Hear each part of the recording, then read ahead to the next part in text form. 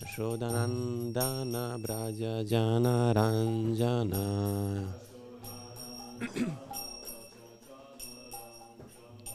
Yashodanandana Braja Jana Ranjana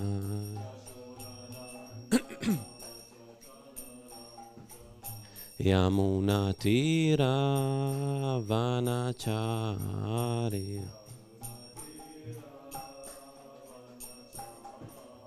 Yamuna Tira Vanachari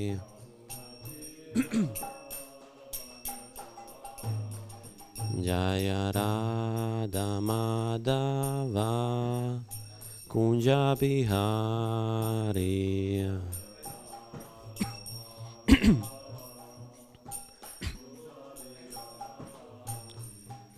Gopi Jana Vallabha Girivaradhari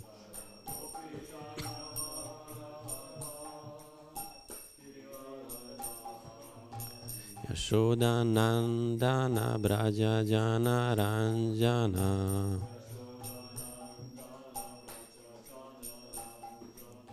Yamuna Tira Vanacharya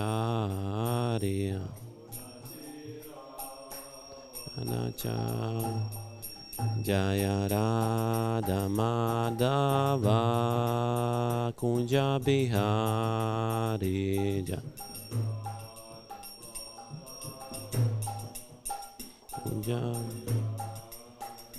Jaya Radha Madhava Kunja Bihari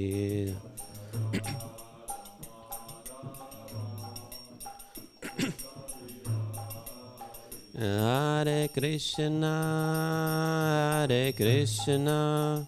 Krishna Krishna Hare Hare Hare Rama Rama Rama Hare Hare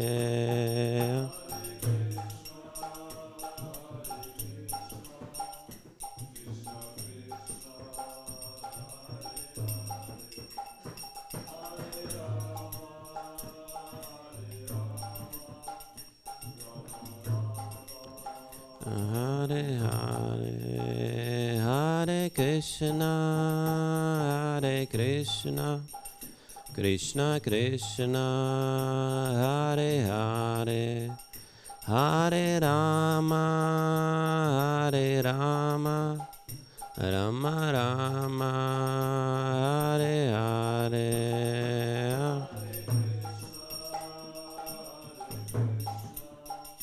Krishna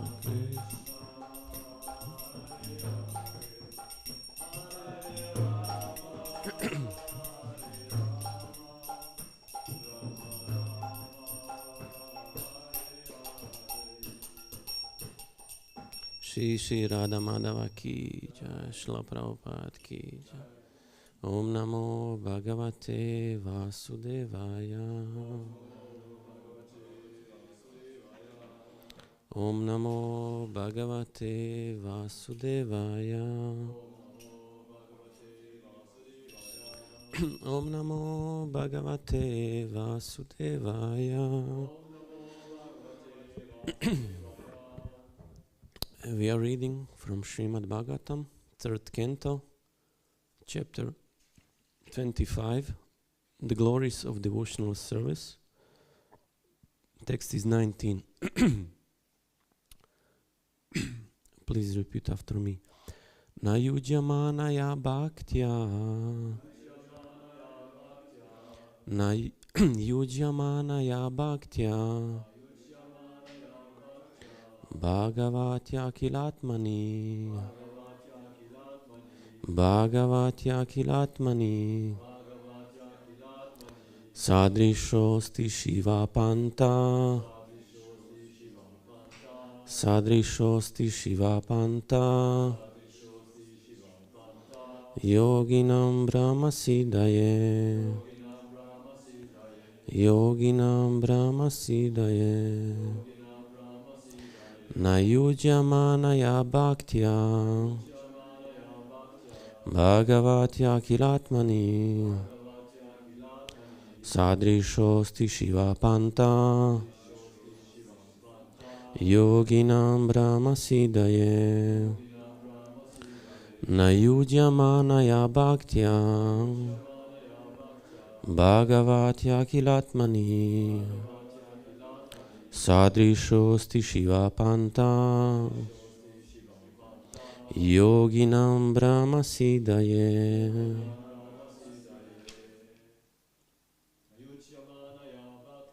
Na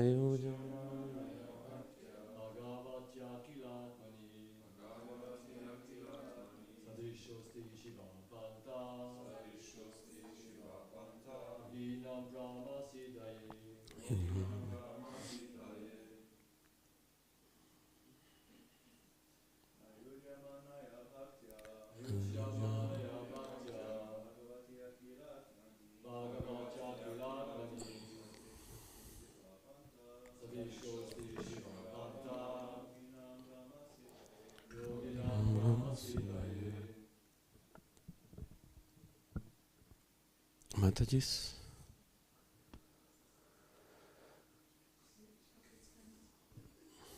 Okay.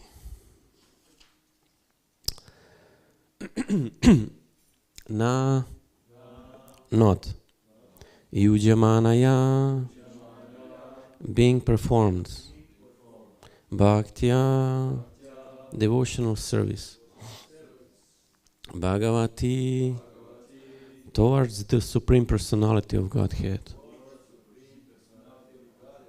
Akhila Atmani the Super Soul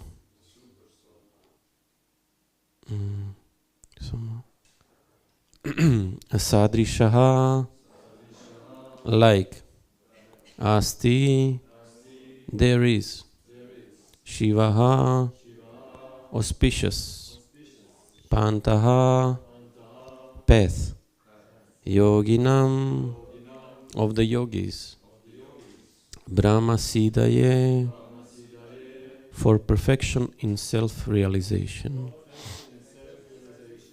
Translation and purport by His Divine Grace A.C. Bhaktivedanta Swami Srila Prabhupada. Perfection in self-realization cannot be attained by any kind of yogi unless he engages in devotional service to the Supreme Personality of Godhead, for that is the only auspicious path. Purport.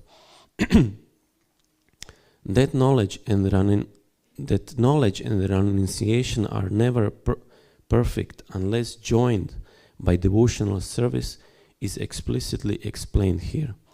Nayujamanaya means without being dovetailed. When there is devotional service, then the question is where to offer that service. Devotional service is to be offered to the Supreme Personality of Godhead, who is the super soul of everything. For that is the only reliable path of self-realization or Brahman realization.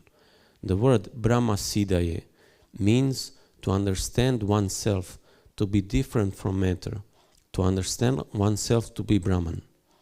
The Vedic words are Aham Brahmasmi. Brahma Siddhi means that one should know that he is not matter, he is a pure soul. There are different kinds of yogis, but every yogi is supposed to engage in self-realization or Brahman realization. It is clearly stated here that unless one is fully engaged in the devotional service of the Supreme Personality of Godhead, one cannot have easy approach to the path of Brahma Siddhi. In the beginning of the second chapter of Srimad Bhagavatam, it is stated that when one engages himself in the devotional service of the Vasudeva, spiritual knowledge and renunciation of the material world automatically become manifest. Thus, a devotee does not have to try separately for renunciation or knowledge. Devotional service itself is so powerful that by one's service attitude, everything is revealed. It is stated here, Shivah Pantaha. This is the only auspicious path for self-realization. The path of devotional service is the most confidential means for attaining Brahman realization. That perfection in Brahman realization is attained through the auspicious path of devotional service, indicates that the so-called Brahman realization or realization of the Brahma Jyoti effulgence is not Brahma Siddhi. Beyond that Brahma Jyoti, there is the Supreme Personality of Godhead. In the Upanishads, a devotee prays to the Lord to kindly put aside the effulgence, Brahma Jyoti, so that the devotee may see within the Brahma Jyoti the actual eternal form of the Lord. Unless one attains realization of the transcendental form of the Lord, there is no question of bhakti. Bhakti necessitates the existence of recipient of devotional service and the devotee who renders devotional service. Brahma Siddhi through devotional service is realization of the Supreme Personality of Godhead. The understanding of the effulgent rays of the body of the Supreme Godhead is not the perfect stage of Brahma Siddhi or Brahman realization, nor is the realization of the Paramatma feature of the Supreme Person perfect. For Bhagavan, the Supreme Personality of Godhead is Akhilatma. He is the Super Soul. One who realizes the Supreme Personality realizes the other features, namely the Paramatma feature and the Brahman feature, and that total realization is Brahma Siddhi. Om Gyanatimirandasya Gyananjana Shalaka Chakshurumilitamina Tasmai Shri Guru Namaha Namo Vishnu Padaya Krishna Prashta Bhutare Srimate Bhakti Vikasha Swamini Temene Namo Vishnu Padaya Krishna Prashta Bhutare Srimate Bhakti Vedanta Swamini Temene Namaste Saraswate Deve Gaurani Pracharine Nirvishesha Shunyavadi Paschatya Deshatarine Jai Shri Krishna Chaitanya Prabhu Nityananda Shri Advaita Gadadhara Shivasadi Gaura Bhaktavrinda Hare Krishna Krishna Krishna Hare Hare Hare Rama Rama Rama Hare Nayujamanaya Bhaktya Bhagavatya Kilatmani Sadrishosti Shiva Panta Yoginam Brahma Siddhaye. Perfection in self-realization cannot be attained by any kind of yogi unless he engages in devotional service to the Supreme Personality of Godhead, for that is the only auspicious path.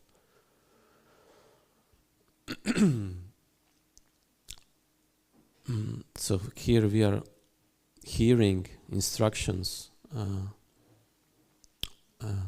that this chapter is named the glories of devotional service.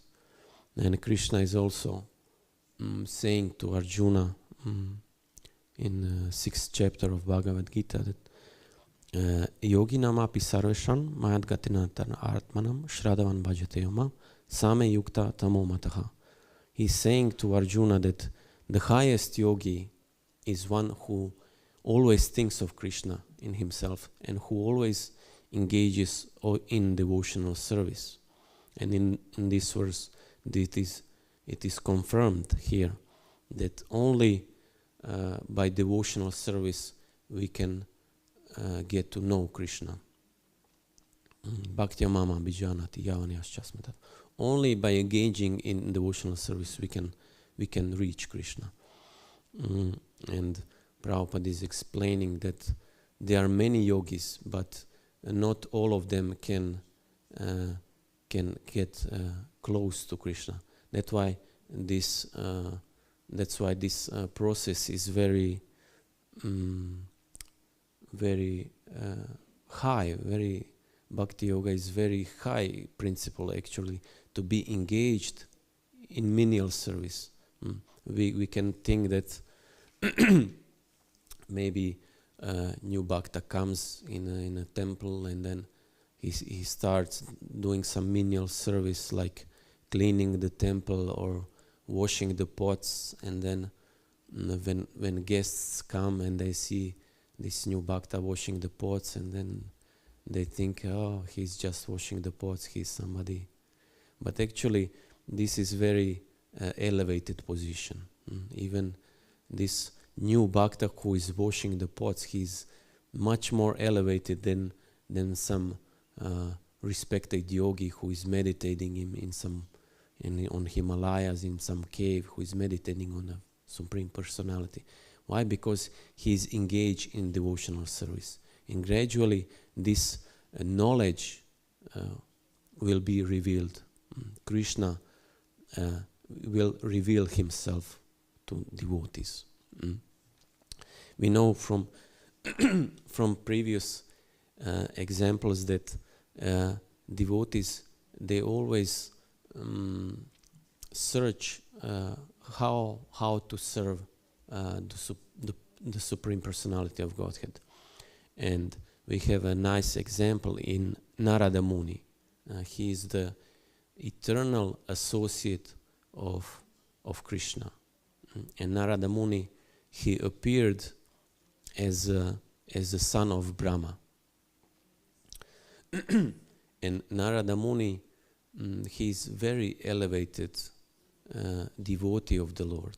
Why? Because he always tries to bring other souls to Krishna. He is always searching how he can preach to conditioned souls.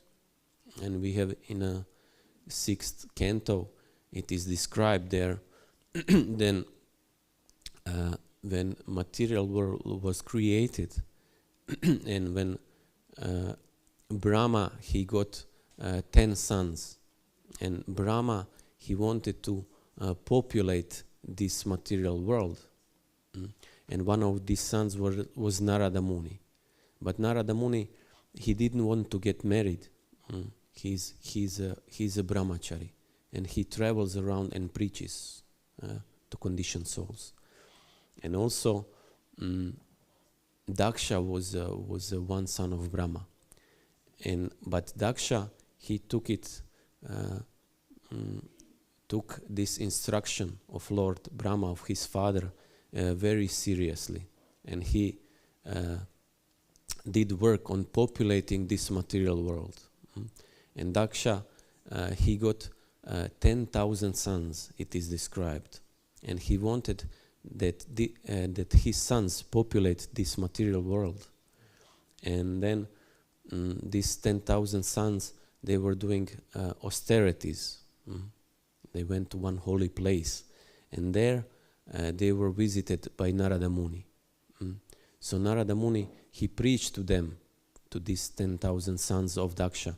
Why are you want to be entangled in this material world? You should just renounce this material world. You should just dedicate your life to the devotional service of the Lord. And actually, you don't know what is the true wish of your father, Daksha. He wants you to be engaged in devotional service, and in that way, he preached to sons of Daksha, and he advised them, and they accepted advice of Narada Muni, and they renounced family life. They didn't want to be entangled in this material world. And then their father Daksha, he was very, very aggrieved, and he was very angry at Narada Muni that he did that. And then he begot 1,000 sons, and the same thing happened. These 1,000 sons, they were doing again austerities, and again Narada Muni appeared. Again he preached to these 1,000 sons, and they renounced family life. They didn't want to be entangled in this material world. And in that way, Daksha became very angry on his brother Narada Muni, and he cursed Narada Muni. You will never have a residence in this material world. You will always have to travel. And Narada Muni, he was so elevated. He he could counter curse Daksha, but he didn't do it. He just said, okay, so be it. And in that way, he's cursed not to have residence. That's why he's always traveling and he's always preaching. And there was one example of hunter, Mrigari. And he was a very sinful person. And he used to just half kill animals. He didn't kill them. He just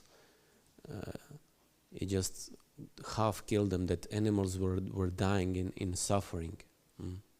And then Narada Muni appeared there. And when he saw these different animals suffering, he just approached this hunter and he asked him, why are you doing this? And this Mrigari hunter, he didn't know better. He told Narada Muni, well, this is what my father did, and I'm just following the footsteps of my father. And then Narada preached to him, and because Narada was very powerful, he persuaded this hunter to change his way of life, and then to be engaged in devotional service of the Lord. And then Narada Muni left, and then after some time later he appeared there with the Parvati Muni, with his friend. And from afar they were seeing this Mrigari hunter. He was approaching them, and he was being very careful not to step on ants when he was coming towards Narada Muni. So Parvat Muni, he was very amazed how this hunter, he became so much purified that he did not want to step even on ants, but before he was killing so many animals. So this is the true example of power of devotional service, of being engaged in hearing and chanting the glories of the Lord.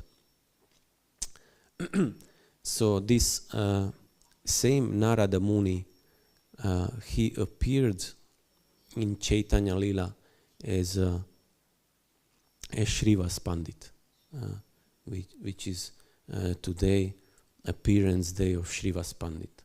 And this same Narada Muni appeared as his eternal associate of the Lord. And because Lord Chaitanya decided to appear, also Shrivas was there. And his brother Shriram, he was this Parvati Muni in previous life.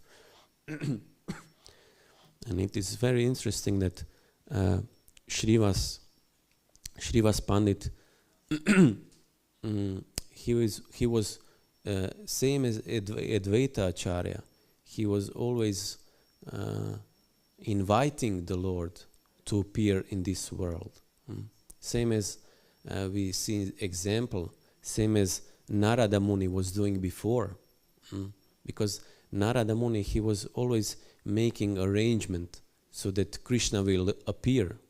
We know that when Kamsa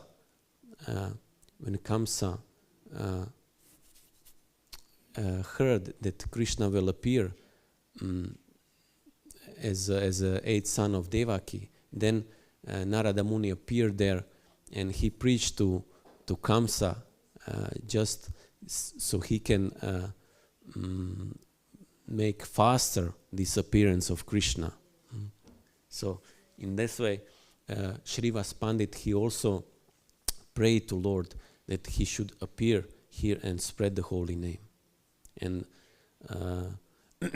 Shrivas Pandit, he's the same age as Lord Chaitanya's father, like Jagannath Mishra. He's in a that age range. And Shrivas Pandit's wife, Malini, she was a good friend of Sachimata.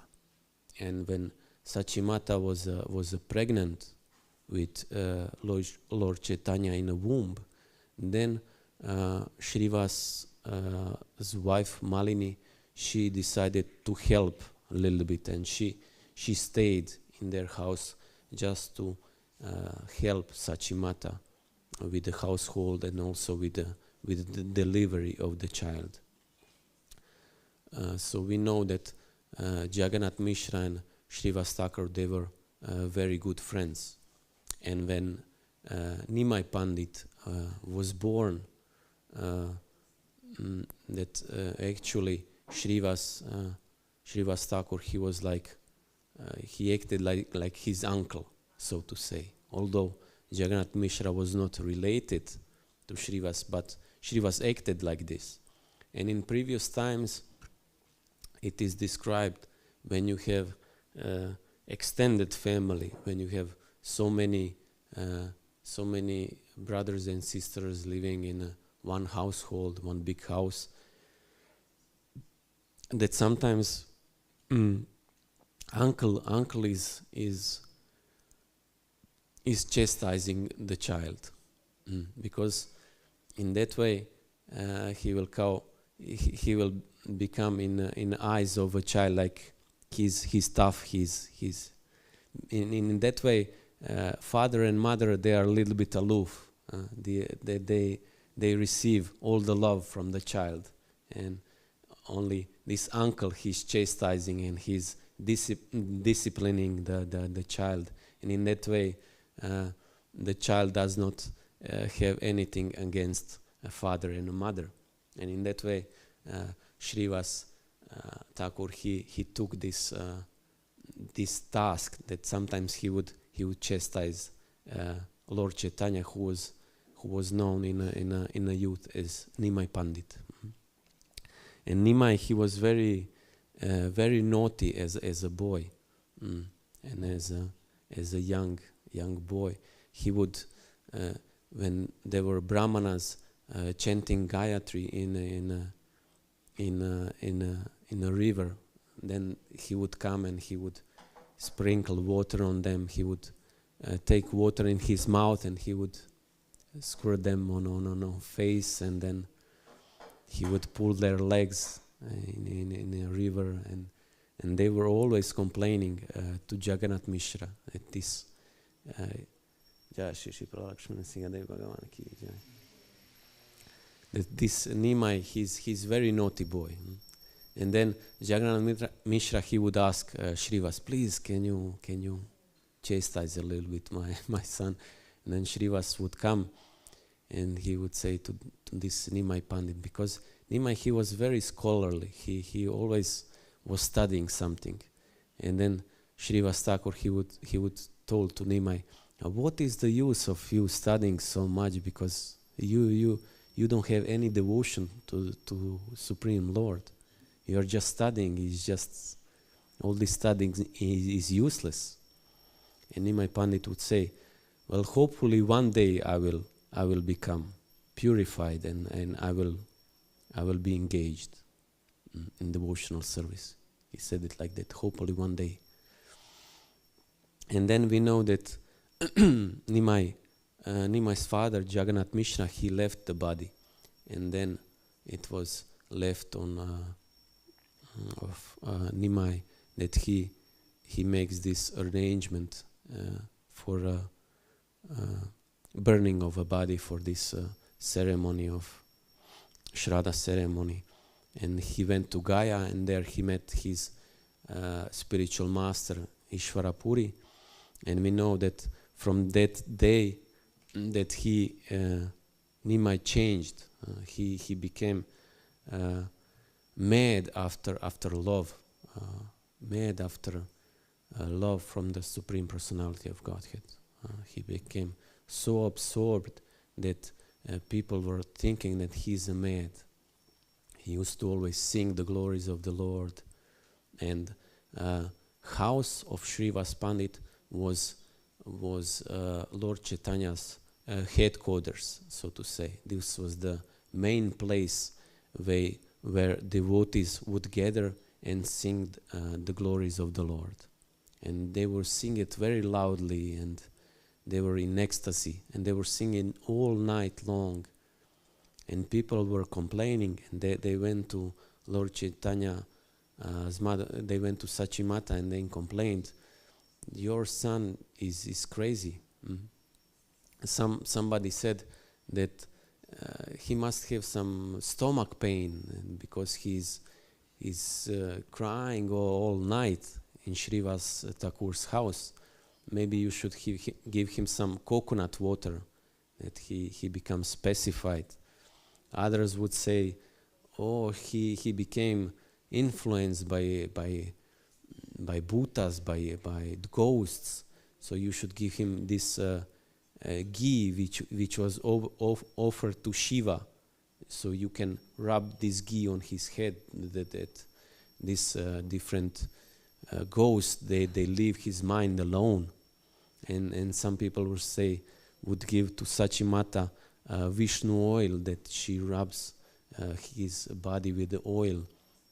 And in that different ways they try to tell to Sachimata that actually her son is sick.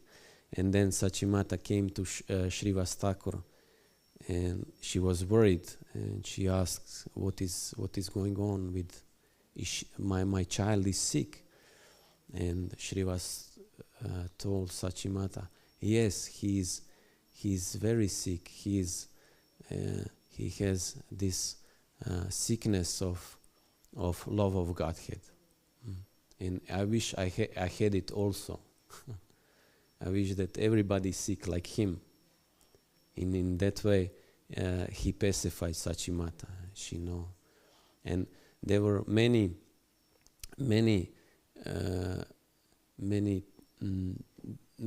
people there in the village. They were not satisfied with these all-night kirtans because they wanted to sleep. And in Srivas' house, his devotees are singing all night, and they were very envious. And there was one Gopal Chapal. He was a tantric, and Gopal Chapal, he told everybody, okay, I will arrange that this kirtan will stop in Srivas' house. And Gopal Chapal, he would bring at Srivas' house this different paraphernalia for worshipping Durga. And he would leave it there in Srivas' house so others would see. And then Srivas saw this paraphernalia and he invited all the Brahmins, and Srivas told to Brahmins, just see all this paraphernalia. Actually, I am worshipping Durga. But nobody believed him because everybody know because Srivas was so advanced. Nobody believed Srivas, and they just it did not work. Actually, it's just this attempt to accuse Srivas. It just backfired. Why? Because this Gopal Chapal, he was it is described that he was very beautiful. He had long fingers, he had a very nice elongated nose.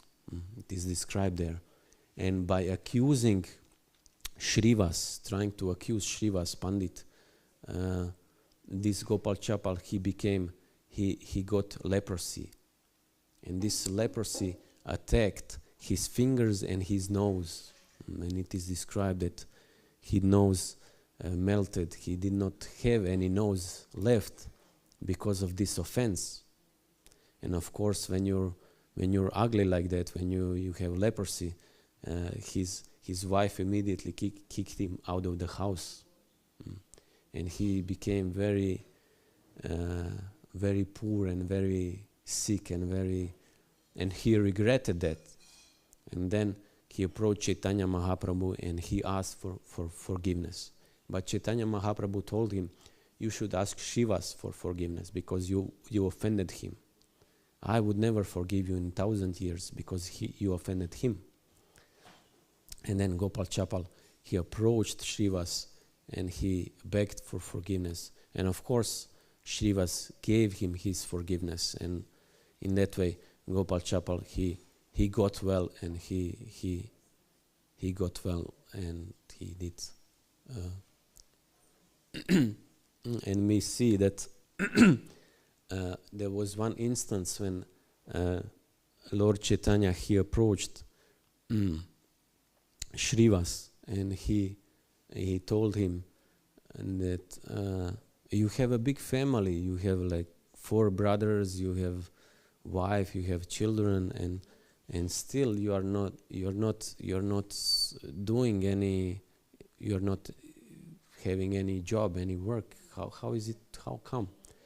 And Srivas Thakur told him, I'm not inclined to do any. I don't want to work. Whatever is ordained by Krishna, whatever destiny is there, it will come. So this misery comes. You just don't ask for misery. It comes. So in the same way, you don't ask for happiness, but it will come. So Lord Chaitanya told him, "Oh, you are thinking like a sannyasi. Why don't you become sannyasi and take sannyas?" And Srivas told him, "Oh no, this is not from me."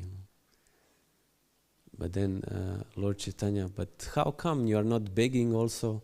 You are not begging. You are not working. How come that you are maintaining your family?" And then Srivas clapped 3 times, and he said that first day I fast, the second day I fast, in third day if I don't get any food, I will drown myself in a river.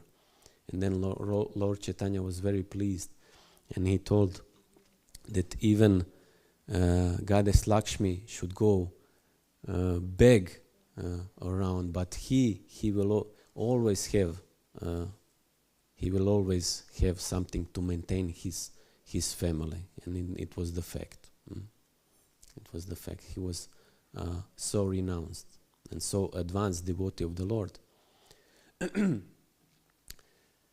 And there was instance also that during this very loud, uproarious kirtans, that one of his sons left the body in that period, and Srivas and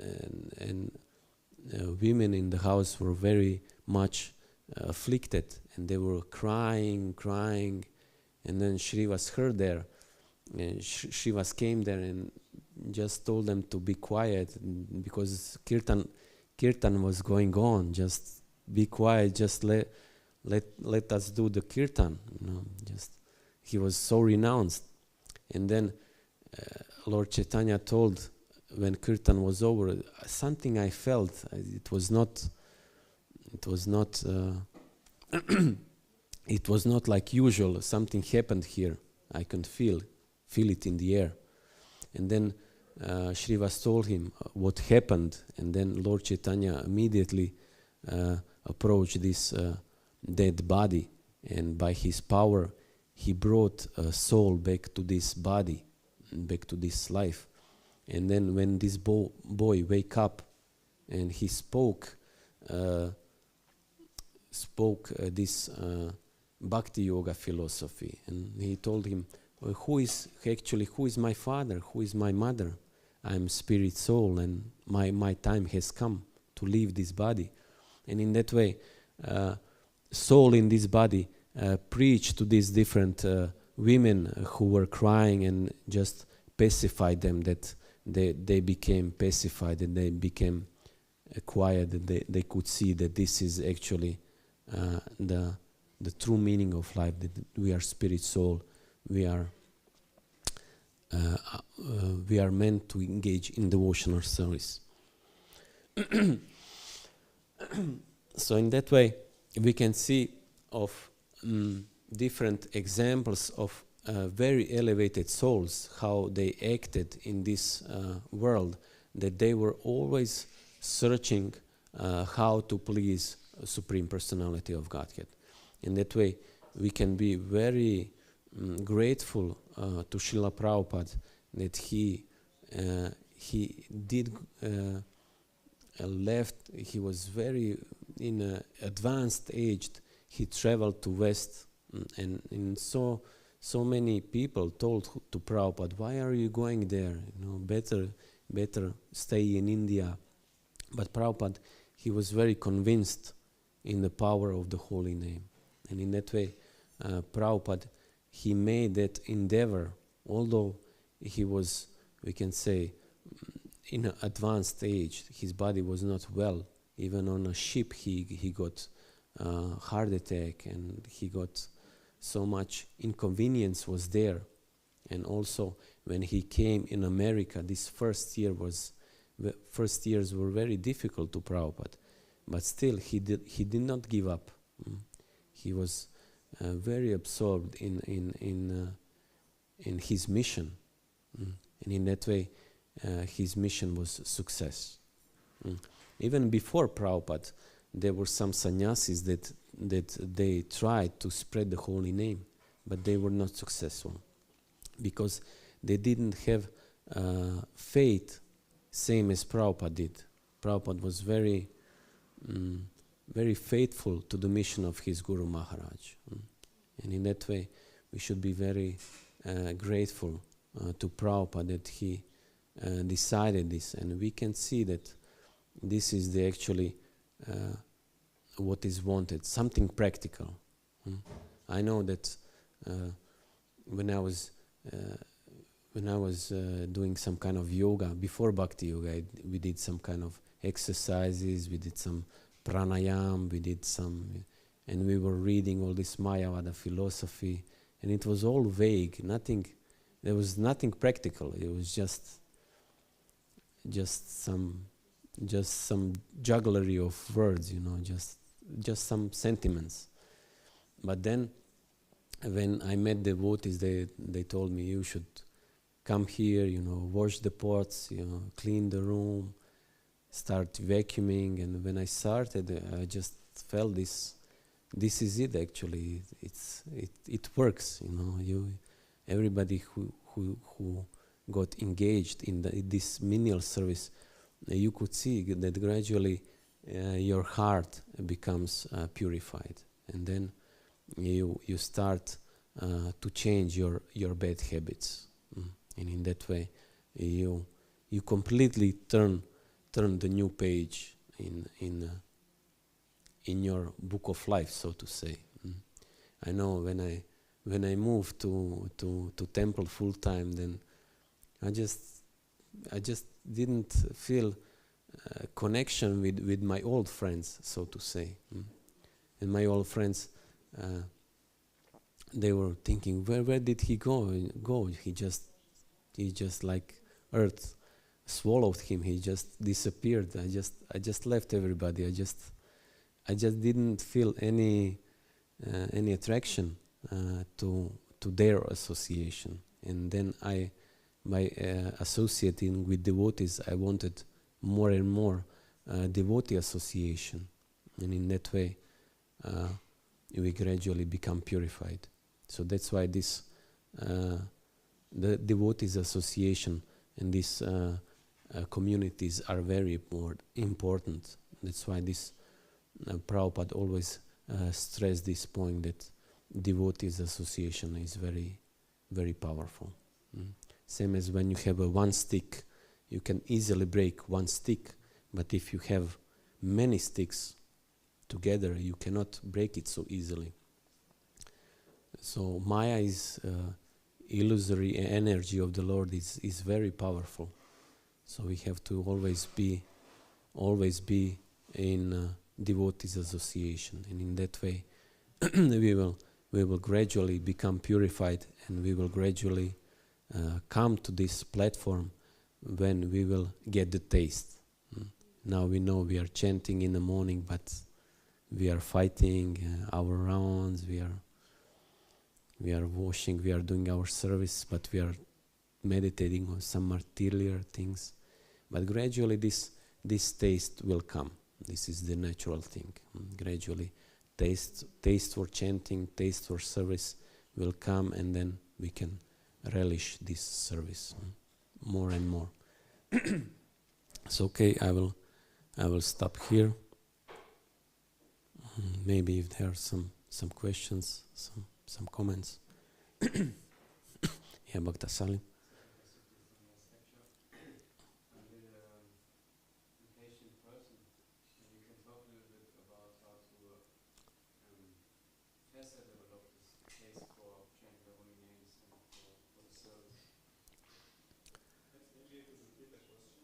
Yes, Bhakta Salim was asking how can we develop this taste faster? How can we how can fast forward? Bhakta Salim wants it fast forward press, but it does not go actually like that. Yeah. You are now in a good. You should just recognize that you are now in a good position. That you are now in a association of devotees, and you are doing devotional service. And this is it actually. This is the process. About going fast forwards, it does not work like that. Even after lifetime of chanting, still some devotees don't develop taste for chanting. So it is very hard. Why is that? Because many lifetimes so many things we were doing. Who knows? We were even worms in stool before. We were even in animal forms. So in so many lifetime after lifetimes we did this sense enjoyment, and this all we knew was that we are this body, and we have to satisfy our senses, and this is it.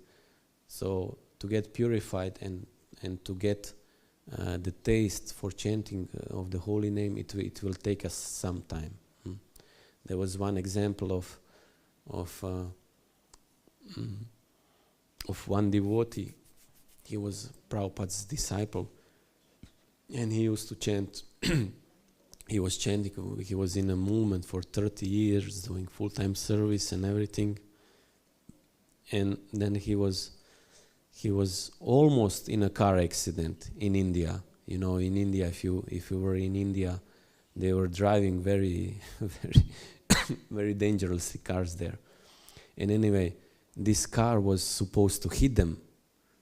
And he said in that second, Jesus, Mary, and Joseph, sweet Lord, protect me. And he called to Jesus, and he later was thinking, and he's told, I don't know where this Jesus came from. I mean, I was 30 years, I'm chanting Hare Krishna. I didn't say Hare Krishna or Hare Rama. I said, oh, Jesus, no. So in that way, just show us that we have many anarthas in our heart, and this anartha nivritti stage is very long, and it will take us some time to get to purify our heart. But there is just that you should know that you are in a right position, surrounded by devotees, doing devotional service. And actually, this is fast forward. This is actually elevator. This is actually rocket to the Krishna, to going back to Godhead. This is actually the fast process. This is the fastest process. So just stay on that course. Hare Krishna. Yes, Bhakta Bashar. First of all, thank you for the nice lecture.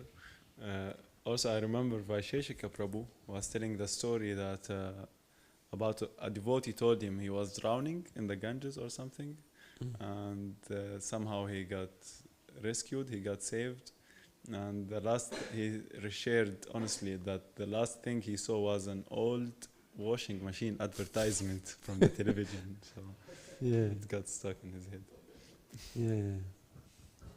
Yeah, it's difficult when your mind is not focused, and then sometimes it comes, you know. Also, one devotee told me he was very senior, 20 years, and he's taking shower for Mangalarati, and then some tune, material tune, and he starts singing, thinking, no, what I'm doing, and this tune, he attacked him the whole day, and he was chanting, he was also thinking about some song that he was singing. So it will take some time. Yes, Sanjay Prabhu, maybe you have some comment? I have a question. Yes. How to say? we practice devotional service, and there is one thing that ultimately there is a natural inner longing to engage in devotional activities, and on the other hand there is external sadhana and structure. And for example, yesterday evening after the class, I was thinking that, I would like to sing, because mantra, it liberates the mind, and I felt many things in my head, and would like to offer it to my thoughts to Krishna and relate it to him and become purified. And then also many times sometimes I'm thinking that, but at the same time I could use it to read Krishna book, for example. And so, I don't know, is it my mind simply thinking, I would like to sing now, but if I follow a regulated process, then I will just go and read Krishna book. So, maybe you have some, I don't know, I see you have, I remember you from brahmachari days, you had always very powerful sadhana. So maybe you have some realization, like to which extent is it appropriate to follow spontaneous inspirations and leave aside the ordinary course of activities, and to which extent is it rather important to not, take ourselves so serious and just follow the process nicely. Well, this is not so important actually, if you think about it. If you have to choose, right? I will listen from kitchen. Yeah. It's more or less like if you have to choose between one devotional service and the other devotional service, it's not so not so difficult to choose. If you have, for example, if you feel inspired to do some service at that time, then you can do that service, like singing to the Lord. You are inspired in that moment to sing to the Lord, then you should do that also. Then later you will find time for reading. There is no loss actually, but it's just we should not get mental and then to spend too much time thinking what should I do now. We should just engage ourselves, and then that's it. You are doing devotional service. It does not matter if you have some schedule that now in this time you read, and if you skip, for example, reading because you are inspired to sing, there is no loss actually in that kind of a connection. But so I don't see anything, but just I told you, just don't be too much, so to say, mentally to spend too much time. What should I do next? Just if we are engaged in devotional service, in that way we will become purified. And if sometimes this inspiration comes that we should do some service, then it is okay that at that time we do it, that service, like singing or some things like that. Hare Krishna. Yes, Bhakta Moses.